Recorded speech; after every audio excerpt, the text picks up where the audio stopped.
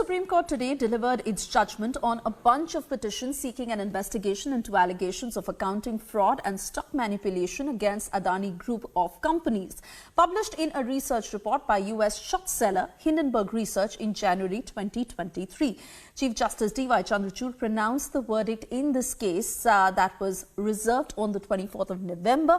After the conclusion of the arguments, the top court said that it cannot enter into the domain of the regulatory regime and that the report by Hindenburg or anything like that cannot become the basis of a separate probe. It also directed SEBI to go ahead and continue its probe as per the law. Let's listen in to all the voices that have come in so far. The court has raised a concern that merely on newspaper articles and reports, one should not be rushing to court, especially in PIL, because PIL is a very crucial jurisdiction for this country. And lastly, for two, of course, the court has set 3 months' time for SEBI to investigate. No question of an SIT. So these are the 5 real major takeaways. I would say that today, the Hindenburg report stands discredited in that sense, and also the OCCP RP report is also not accepted. So this is the entire position as it exists. But what is important for our consideration is, and this is part of PIL jurisdiction, that the court is concerned about the investors who have suffered losses as a result of this transaction, and that's something which is often forgot, because eventually it is the investor who puts in money on the stock market who loses money, and loses money gravely, and these can be people's life savings or more. Now, therefore, the court has also directed that a mechanism be made for investigating into these matters, and I think that is a very positive direction given by the court. SIT बनाने की मांग हमारी याचिका में नहीं थी, अन्य किसी याचिका में होगी तो उससे हमारा कोई संबंध नहीं है। SIT अपने आप सेबी द्वारा बनाई गई थी और वो उस पर इन्वेस्टिगेशन कर रही है। और हाल ही में सेबी की जो स्टेटस रिपोर्ट दी गई उसमें 22 इन्वेस्टिगेशंस कंप्लीट कर ली गई हैं, 2 आर पेंडिंग। तो 2 पर भी सुप्रीम कोर्ट ने 3 महीने का टाइम दिया है कि इनको कंप्लीट करें। तो सेबी द्वारा ऑलरेडी SIT की गई है और वो अपनी इन्वेस्टिगेशन कर रही है, उसमें हस्तक्षेप का कोई अभी जो है ग्राउंड नहीं बनता।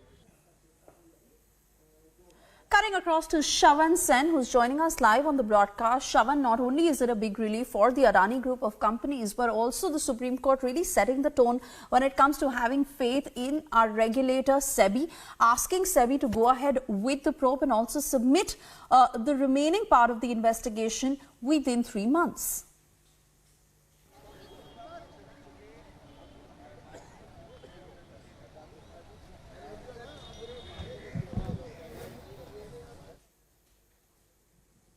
Shravan?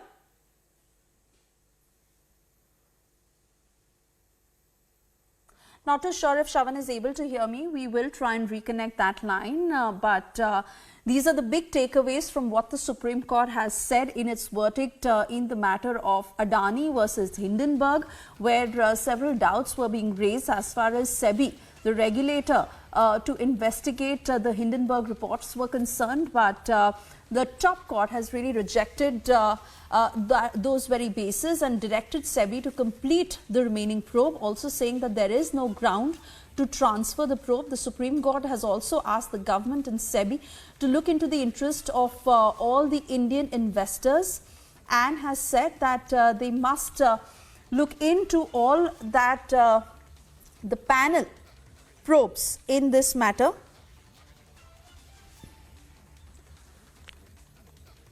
Shravan will join us shortly to give us more details, but just to take you through the quick takeaways of what the Supreme Court has said on the Adani versus Hindenburg matter, directing SEBI to complete the remaining probe, also saying that there is no ground to transfer the probe.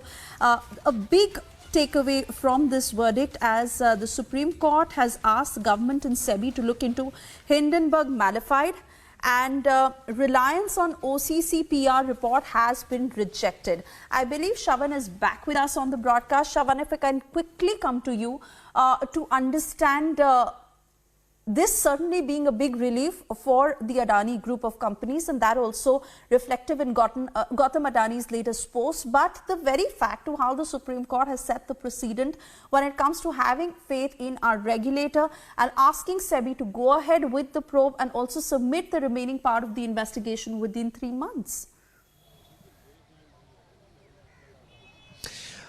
Well, in fact, Suesha, questions were also raised about the examination that was being done by SEBI. In fact, allegations of conflict of interest was being made by certain newspaper outlets, and also there were third party who had basically intervened in this matter, resulting in a situation that at least 4 petitions were actually filed before the top court.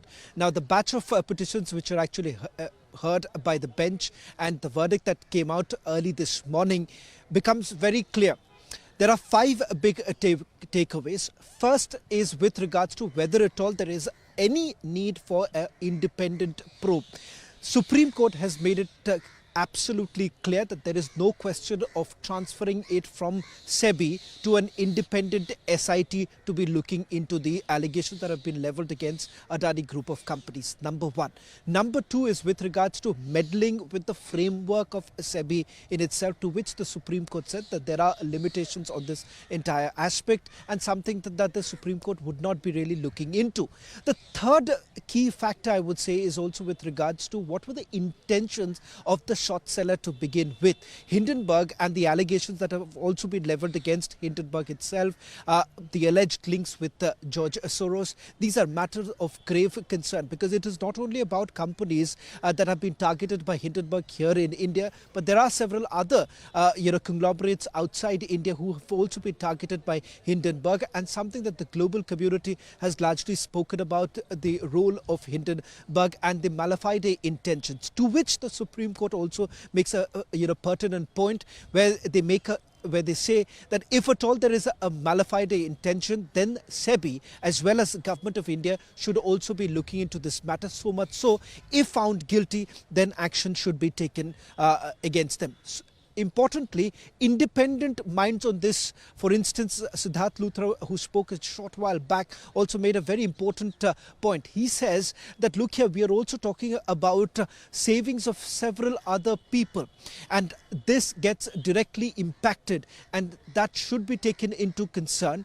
And that's exactly what the Supreme Court has also said with regards to, if at all this comes with a mala fide intention, then perhaps this should also be probed. So I would say that not only the fact that the Supreme Court has reaffirmed its faith in the investigation that has been carried out by SEBI, but also important to point out here is the fact that they are looking into whether at all there has been a mala fide intention on the part of Hindenburg.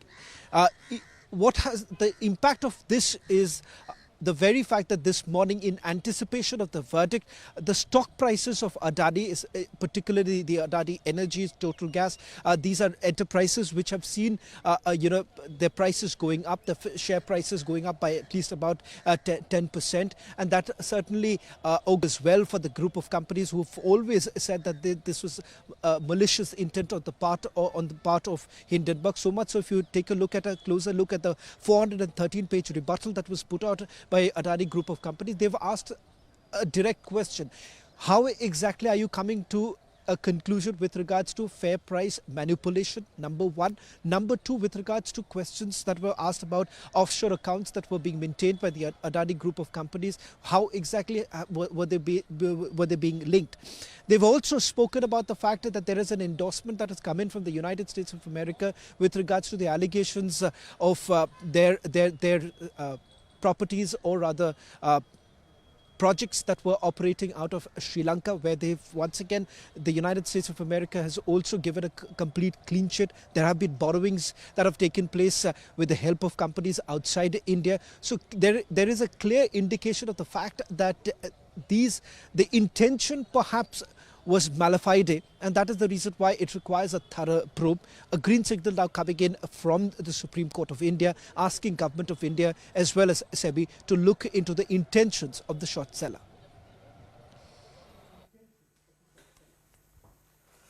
Oh yes, absolutely. And really to understand what next from here, Shravan, because the SEBI is certainly tasked with the responsibility to look into Hindenburg mala fide. In fact, this is a big point coming in from the Supreme Court, because it is from the Hindenburg report is where this storm really started. And not only to look into whether there are any discrepancies there, but the Supreme Court directing the centre and SEBI to look into the best interest of Indian investors and submit the remaining part of the investigation so that gives a clearer picture to the entire nation?